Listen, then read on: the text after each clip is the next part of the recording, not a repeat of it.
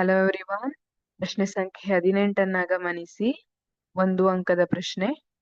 Aluminium ವಸ್ತುಗಳು ಕಬ್ಬಿಣದ ವಸ್ತುಗಳಂತೆ ಸುಲಭವಾಗಿ ಸಂಕ್ಷಾರಣಗೊಳ್ಳುವುದಿಲ್ಲ.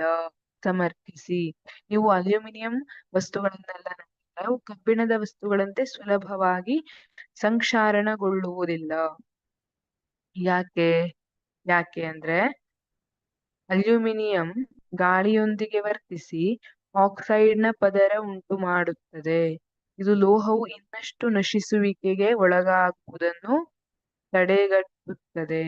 ಇಲ್ಲಿ ಏನಾಗುತ್ತೆ, ಗಾಳಿಯೊಂದಿಗೆ ವರ್ತಿಸಿ ಕಬ್ಬಿಣ ತೇವಾಂಶ ಮತ್ತೆ ಗಾಳಿಯೊಂದಿಗೆ ವರ್ತಿಸಿ ಸಂಕ್ಷಾರಣೆಗೆ ಒಳಗಾಗುತ್ತೆ. ಇಲ್ಲಿ ಅಲ್ಯೂಮಿನಿಯಂ ಏನ್ ಮಾಡುತ್ತೆ, ಮೊದಲು ಗಾಳಿಯ ಜೊತೆ ವರ್ತಿಸುತ್ತೆ, ಒಂದು ಆಕ್ಸೈಡ್ ನ ತೆಳುವು ಪದರವನ್ನ ಉಂಟು ಮಾಡಿಕೊಳ್ಳುತ್ತೆ. ಇದು ಈಗ ಇಲ್ಲಿ ಆಕ್ಸೈಡ್ ನ ತೆಳುವು ಪದರ ಉಂಟಾಗೋಯ್ತು ಅಲ್ವಾ. ಹಾಗಾಗಿ ಇಲ್ಲಿ ಒಳಗಡೆ ಇರುವಂತಹ ಅಲ್ಯೂಮಿನಿಯಂ ಆಕ್ಸಿಜನ್ ನ ಸಂಪರ್ಕಕ್ಕೆ ಬರದೇ ಇರೋ ತರ ಅಥವಾ ವಾತಾವರಣದ ಸಂಪರ್ಕಕ್ಕೆ ಬರದೇ ಇರೋ ತರ ಆಗೋಯ್ತು ಇಲ್ಲಿ.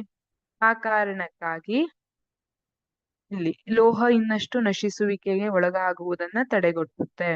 ಆದ್ರೆ ಐರನ್ ನಲ್ಲಿ ಹಾಗಾಗೋದಿಲ್ಲ.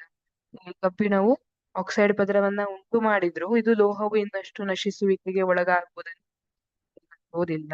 ಹಾಗಾಗಿ ಅಲ್ಯೂಮಿನಿಯಂ ಗಾಳಿಯೊಂದಿಗೆ ವರ್ತಿಸಿ ಆಕ್ಸೈಡ್ ನ ಪದರ ಉಂಟು ಮಾಡುತ್ತದೆ. ಇದು ಲೋಹವು ಇನ್ನಷ್ಟು ನಶಿಸುವಿಕೆಗೆ ಒಳಗಾಗುವುದನ್ನ ತಡೆಗಟ್ಟುತ್ತದೆ. ಇದರಿಂದಾಗಿ ಅಲ್ಯೂಮಿನಿಯಂ ವಸ್ತುಗಳು ಕಬ್ಬಿಣದ ವಸ್ತುಗಳಂತೆ ಸುಲಭವಾಗಿ ಸಂಕ್ಷಾರಣಗೊಳ್ಳುವುದಿಲ್ಲ. Thank you.